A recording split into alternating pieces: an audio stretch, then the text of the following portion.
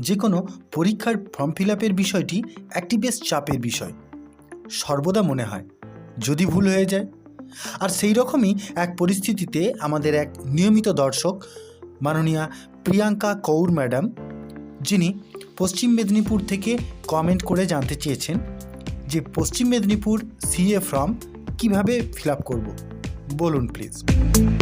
তো আজকের এই ভিডিও সিএ বা কমিউনিটি অডিটর রিক্রুটমেন্ট এক্সামের জন্য অনলাইন ফর্ম কিভাবে ফিল আপ করবেন সেই বিষয়ে। তবে ভিডিও শুরু করার আগে প্রত্যেকবারের মতো এবারেও আমি অনুরোধ করব, যদি আপনি প্রথমবারের জন্য আমাদের চ্যানেলে এসে থাকেন তাহলে অবশ্যই চ্যানেল সাবস্ক্রাইব করে আমাদের সাপোর্ট করুন এবং লাইক ও শেয়ার করার পাশাপাশি কোনো বক্তব্য থাকলে তা অবশ্যই কমেন্ট করে জানিয়ে দিন। চলুন তবে শুরু করি আজকের ভিডিও।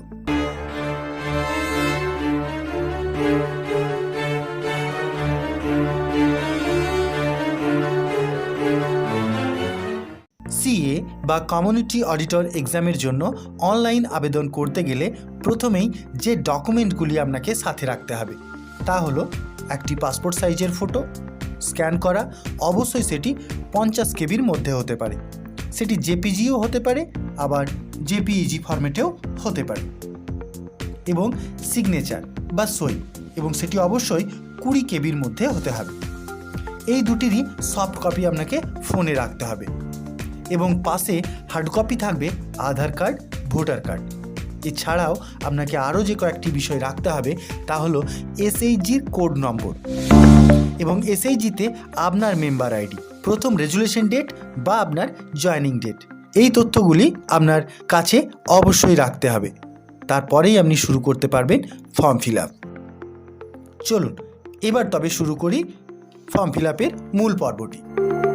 প্রথমেই আপনি আপনার ফোনটিকে ডেস্কটপ মোডে করে নিন। এরপর গুগল ক্রোম খুলুন। গুগল ক্রোমে টাইপ করুন anandodhara.in/ca_engagement। এরপর সার্চ বাটনে ক্লিক করে দিন বা এন্টার মেরে দিন। দেখুন এই পেজটি খুলে যাবে।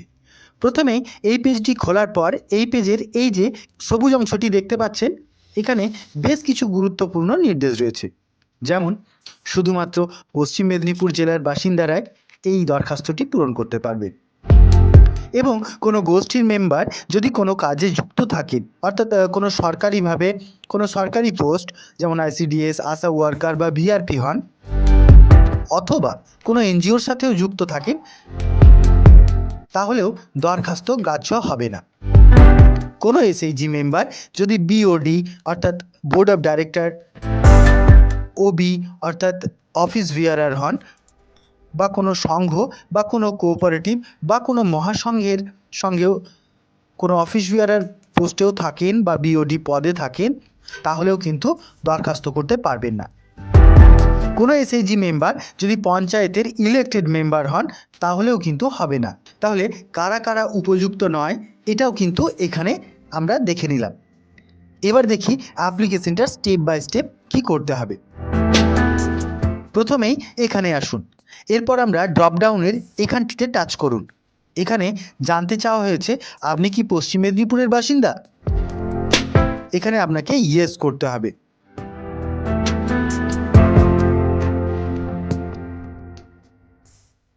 এরপরে রয়েছে উচ্চ মাধ্যমিকে আপনি কোন স্ট্রিমের ছিলেন। পাশের এই ড্রপডাউন মেনু থেকে দেখা যাবে আপনি কমার্স না নন কমার্স অর্থাৎ সায়েন্স, আর্টস যে কোনো একটা। তো আপনার ক্ষেত্রে যেটা প্রযোজ্য হবে আপনি সেটা এখানে টিক করে নিন। তারপর এই পেজটি আসবে। এখানে আপনি আপনার ইমেল আইডিটি লিখুন।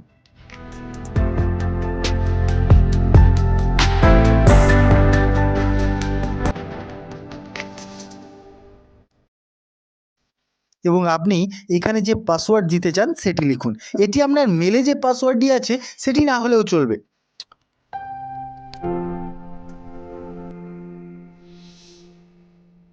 এরপর এখানে ক্লিক করুন। আপনার মেলে একটি ওটিপি যাবে এবং এই উইন্ডোটি খুলে যাবে। এরপর এখানে ওটিপিটি লিখে দিন। ওটিপিটি দেখুন আপনার মেলে চলে গেছে। এরপর এই পেজটি খুলে যাবে। এখানেও দেখুন ইনস্ট্রাকশন রয়েছে কিছু, যেমন অ্যাপ্লিকেশন করার আগে ভালোভাবে পড়ুন। একজন একটি অ্যাপ্লিকেশন করতে পারবে। দরখাস্তে দেওয়া তথ্যগুলি ভালো করে চেক করে নিন। আপনার ফটো হতে হবে 50 কেবির মধ্যে এবং সই হতে হবে 20 কেবির মধ্যে, এবং ফটোতে কোনো চশমা বা টুপি চলবে না। দরখাস্ত কনফার্ম হয়ে গেলে একটি মেইল আসবে এবং কোনো অ্যাডমিট কার্ডের হার্ড কপি ইস্যু করা হবে না। আপনাকে এই পোর্টাল থেকে ডাউনলোড করে নিতে হবে। আপনারা চাইলে পরবর্তী ক্ষেত্রে আমরা কিভাবে অ্যাডমিট ডাউনলোড করবেন সেটাও জানিয়ে দেব। এরপর আপনি চাইলে এখান থেকে নোটিফিকেশনটি পুনরায় দেখতে পারেন, অথবা ডাইরেক্ট অ্যাপ্লাই অনলাইনে গিয়ে আবেদনপত্রে চলে যেতে পারে। যাই হোক, চলুন আমরা এখন অ্যাপ্লাই অনলাইন করে একদম আবেদনপত্রে পৌঁছে যাই। আবেদনপত্রের এই পেজে ধীরে ধীরে আপনাকে আবেদনপত্রটি ফিল আপ করে নিতে হবে। চলুন আমরা এখন সেটাই করি। প্রথমেই এখানে আপনার নামটি লিখে ফেলুন। এখানে আপনার নাম, আপনার বাবা বা স্বামীর নাম লিখুন। ডেট অফ বার্থ বা জন্ম তারিখ লিখতে হবে। এখানে এই ক্যালেন্ডার থেকে জন্ম তারিখটি খুঁজে নিয়ে সিলেক্ট করে নিন। এই ঘরটিতে বয়স আপনার অটোমেটিক চলে আসবে। এরপর এখানে জেন্ডার বা লিঙ্গ সিলেক্ট করে নিন। এরপর রিলিজিয়ন বা ধর্ম। তারপর এখানে সোশ্যাল ক্যাটাগরি, আপনার যেটা প্রযোজ্য হবে সেটাই সিলেক্ট করে নিন। তারপর ন্যাশনালিটি, এখানে সকলেরই ইন্ডিয়ান হবে। এরপর এখানে মোবাইল নম্বর লিখে ফেলুন এবং এখানে হোয়াটসঅ্যাপ নম্বর লিখুন। তবে যদি মোবাইল নম্বর এবং হোয়াটসঅ্যাপ নম্বর একই হয় তাহলে নিচের এই ঘরটিতে টিক করে দিন। এরপর এখানে ম্যারিটাল স্ট্যাটাস চয়েস করে নিন। এখানে আপনার ভোটার কার্ড নম্বরটি লিখে দিন। ভোটার কার্ডে এই দেখুন এই নম্বরটি এখানে লিখতে হবে। এরপর এখানে আধার নম্বরটি লিখে ফেলুন। এরপর এই ঘরটিতে আপনার পার্মানেন্ট ঠিকানা, যেমন ভিলেজ, পোস্ট, পিএস, ডিস্ট্রিক্ট ইত্যাদি লিখে ফেলুন। এরপর এই ঘরটিতে আপনার পিনকোড বা পিন নম্বরটি লিখে ফেলুন এবং পরের এই কমিউনিকেশন অ্যাড্রেসের ঘরে, অর্থাৎ যোগাযোগের ঘরে আপনার যোগাযোগের ঠিকানাটি লিখে দিন। তবে যদি আপনার পার্মানেন্ট অ্যাড্রেস এবং কমিউনিকেশন অ্যাড্রেস একই হয় তাহলে এই ঘরটিতে একটি ক্লিক করে দিন বা চেকবক্সটি ওকে করে দিন। এরপর আপনার এসএইচজি কোড বা দলের কোডটি লিখে দিন এবং এই ঘরটিতে আপনার সদস্যা কোডটি লিখে ফেলুন। এই কোড দুটি আপনি আপনার আইটিসিআরপির কাছ থেকে পেয়ে যাবেন, নতুবা আপনার সিএসপি দিদিকে বলুন, উনি আপনাকে কোড বের করে দেবেন। এরপর এই ঘরটিতে এসএইচজি ফরমেশন ডেট বা গোষ্ঠীটি কবে তৈরি হয়েছিল সেটি লিখতে হবে। এটি আপনার রেজুলেশন খাতায় দেখুন যেদিন ব্যাংক অ্যাকাউন্ট খুলেছেন সেই ডেটটি হবে। এটি আপনি আপনার গোষ্ঠীর যে সেভিংস অ্যাকাউন্ট বইটি রয়েছে সেখানেও পেয়ে যেতে পারেন। এরপরে রয়েছে আপনার জয়েনিং ডেট। এখানে আপনার প্রথম রেজুলেশনের ডেটটি লিখে দিন, ব্যাস হয়ে গেল। এরপর কোয়ালিফিকেশন বিভাগটি ফিল আপ করে নিন।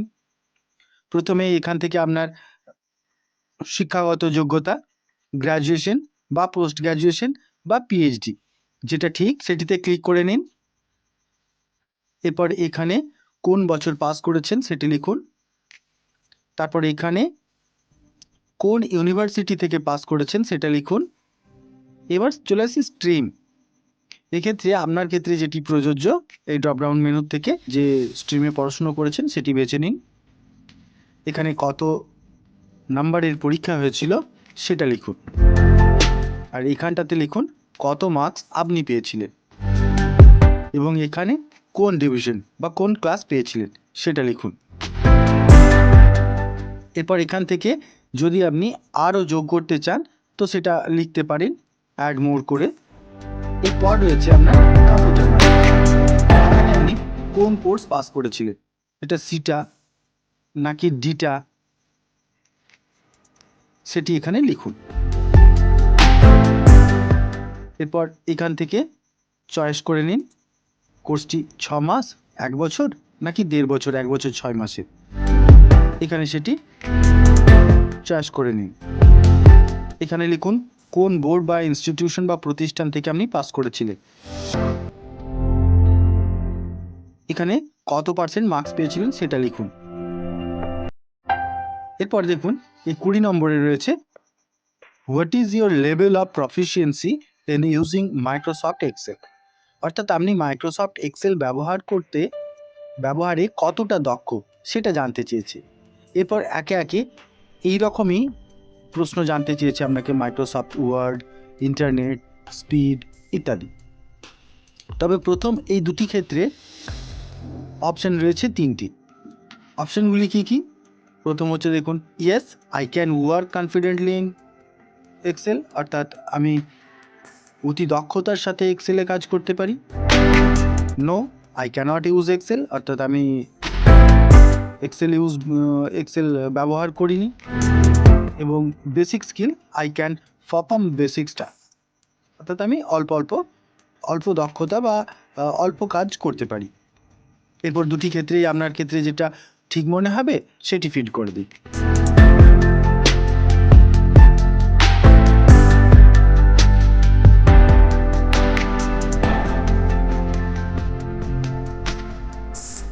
এরপর এই চেক বক্সটি টিক করে নিন এবং এই সেভ বাটনে ক্লিক করে দিন। ক্লিক করলেই দেখুন এই অপশানটি চলে আসবে, আপনি এটাকে ওকে করে দিন। ব্যাস, আপনার অ্যাপ্লিকেশন সম্পূর্ণ হয়ে গেল। এবং মেল চেক করে দেখুন আপনার অ্যাপ্লিকেশন আইডি মেলে চলে গেছে। ব্যাস, এই মেলটি রেখে দেবেন, কারণ এই আইডি দিয়েই আপনাকে অ্যাডমিট কার্ডটি ডাউনলোড করতে হবে। আশা করি বুঝতে পেরেছি। আরও যদি কোনো প্রশ্ন থাকে তাহলে অবশ্যই কমেন্টে জানান। প্রত্যেকের প্রতি শুভকামনা জানিয়ে ভিডিও এখানেই শেষ করছি। ধন্যবাদ।